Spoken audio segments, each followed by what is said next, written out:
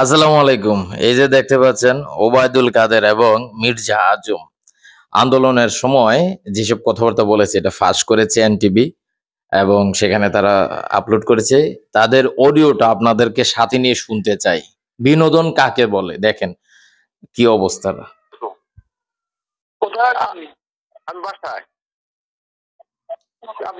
আপনি প্রেসে ব্রিফিং করলেন না?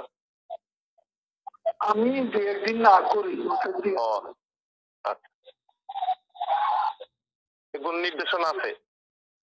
এখানে প্রেস ব্রিফিং করে নাই ওবায়দুল কাদের। মির্জা আজম বলছে যে প্রেস ব্রিফিং করলেন না, যে কোনো নির্দেশনা আছে কিনা। এরপরের অবস্থাটা আরো মজার হবে।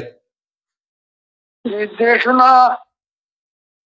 কারফিউ কন্টিনিউ করবে। কারফিউর মধ্যে আমাদের প্রস্তুতি নেওয়া উচিত, আরো এর জন্য টাকা দরকার। বুঝছেন, প্রস্তুতি নিবে, টাকা দরকার। এখন টাকা কে দিবে? এখানে আরো মজার ঘটনা আছে। কারফিউ চলাকালীন সময় আমাদের কিছু প্রিপারেশন থাকা দরকার, যে আমাদের কাছে যা ফুয়েল টুয়েল যা ছিল সেগুলো কিন্তু সবার কি প্রায় শেষ। আজকে শেষের দিকে খুব বেঁকে দিয়েছিল। বেঁকে দেয়। আর ওয়ার্ড পর্যায়ে সালমান তো বললেও পাঠাবে। ওয়ার্ড পর্যায়ে প্রত্যেক ওয়ার্ড পর্যায়ে লোক রাখতে হলে টাকা দিতে হবে। আর এমপি রে কেউ কেউ টাকা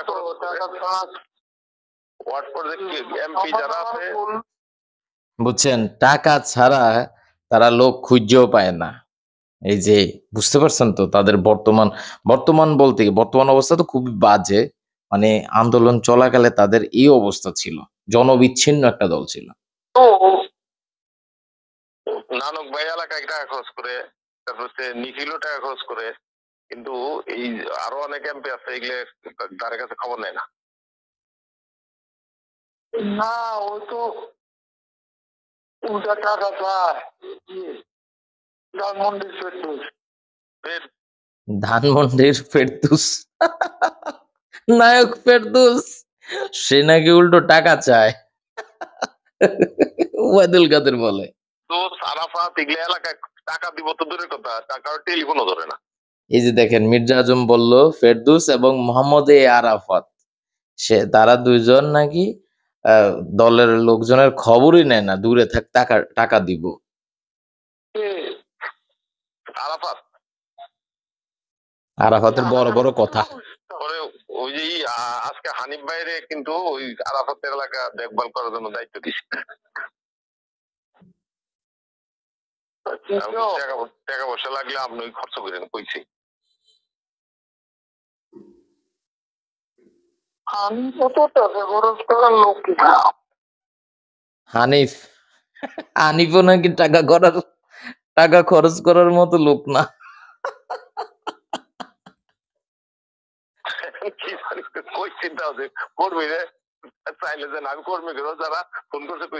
দেখেন নেতাদের এই অবস্থা, একজন কথা বলে আর হাসে, মানে কোন লেভেলে গেছে।